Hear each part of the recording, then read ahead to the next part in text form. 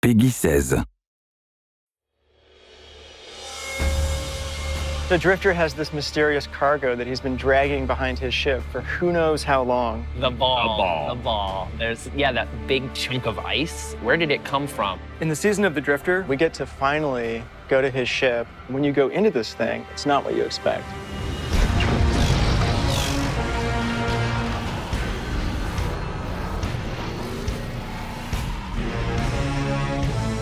The Drifter has got some of the coolest lore in the game, and this entire release is focused on Drifter. Gambit is a chance at salvation. Take it. So in Season 6, we've got something for everybody, whether you're a D2 owner, a Forsaken owner, or an annual pass owner.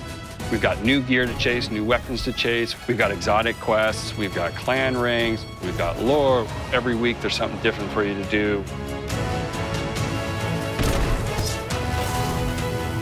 Players want to play with their friends right now. They don't want to play 10 hours of something else just to be able to go play Season of the Drifter. So we came up with Power Surge bounties to get you up to 640 power within the first hour to 2 of your gameplay experience. Enough fooling around. Day one, you're going to log in, you're going to talk to the Drifter. He's going to inform you that the most important thing you do is go play Gambit Prime. So you're going to want to play Prime and then go play Reckoning, and then take your rewards from Reckoning back to Prime. Yeah, it's this great little loop. Dredging. Nah, not anymore. It's Drifter now. Season of the Drifter, there's some super deep lore with Drifter and the Nine. They're working with him for some reason. When you're helping him, it may or may not be the right thing to do, but you just don't know. I know you all keep tabs on me. Drifter has finally moved shop. He's running a new scam now. He's got a new thing that he calls Gambit Prime. Gambit Prime is the sweatier version. Risks are higher, the reward is higher. If Gambit was training for a heist, Gambit Prime is the heist. On day one, it's going to feel a little closer to that Gambit you've been playing originally. And then all of a sudden, the mode is actually going to transform over time as players unlock perks. And it's just one round, so it's really focused into this one short, intense experience. A couple things have changed. A few very important elements that can swing matches too. First of all, players can actually drain motes from an enemy team. Additionally, there's new mechanics during the primeval phase that ask people to work as a group, almost like a raid, in order to actually DPS the boss and win. We got feedback from players. They wanted to play Gambit private matches like they can do in the Crucible. Just get into a fire team. Go in solo if you want to and like check it out. Run around the maps. Create tournaments.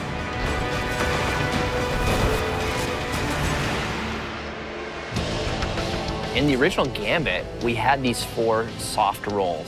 The goal was with Gambit Prime, we wanted to really emphasize these roles and what can we do to make people feel like they are picking and playing a specific role. So we built brand new armor sets that allow you to basically lean into the roles that we built for the activity. Calling the Reaper, a person who kills as many combatants as possible. The Collector, the person who collects as many motes as possible to send blockers. The Sentry, the person who's focused on defeating the Taken and helps you kill the Primeval. And then, of course, the classic Invader, who's going to wreak havoc on the other team as many times as possible. We don't actually know how people are going to play different roles, but it's going to be interesting to see how they concoct their teams and go in and play. Yeah.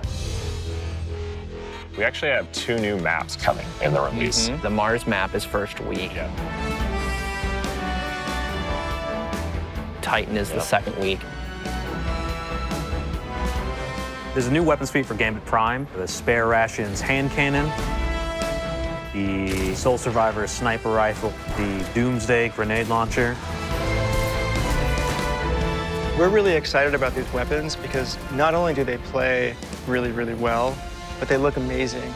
They look like they were designed by this space biker rebel guy who's seen some serious shit.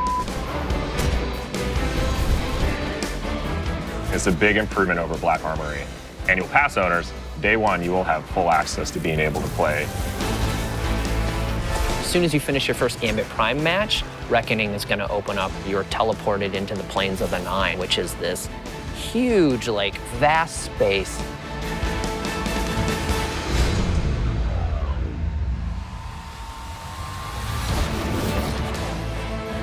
The Reckoning is a pinnacle PvE experience inside the Drifter's Ball, and it's pretty intense. Yeah, it's not easy. It is not easy. When you first get dropped into Reckoning, it's complete chaos. You don't know what's going on. You're gonna have to move fast. You're gonna have to kill fast. High octane, back against the wall, enemies spawning.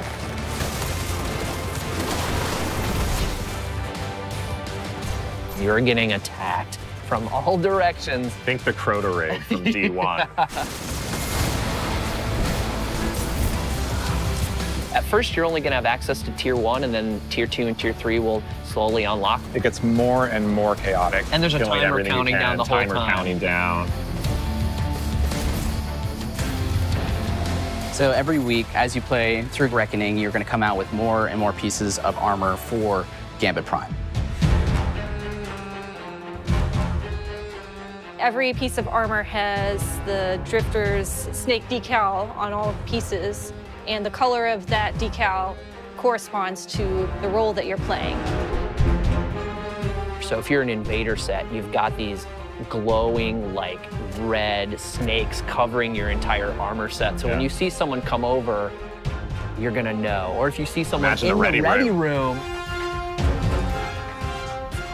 If everyone is glowing and everyone has an aura, you should be expecting those top tier perks. You're gonna look across or look at your team and go, oh my Four God. invaders? Yeah, that's crazy. Like, you don't know what's gonna happen.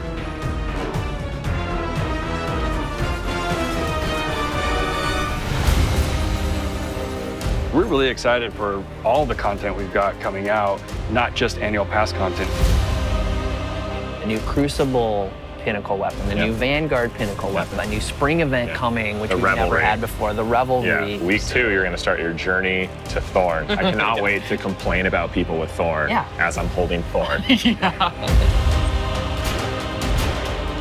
Season of the Drifter is really the first time we're coming out really understanding how we want to structure a season of content. Leaning into shape Destiny more in line with what our core community wants.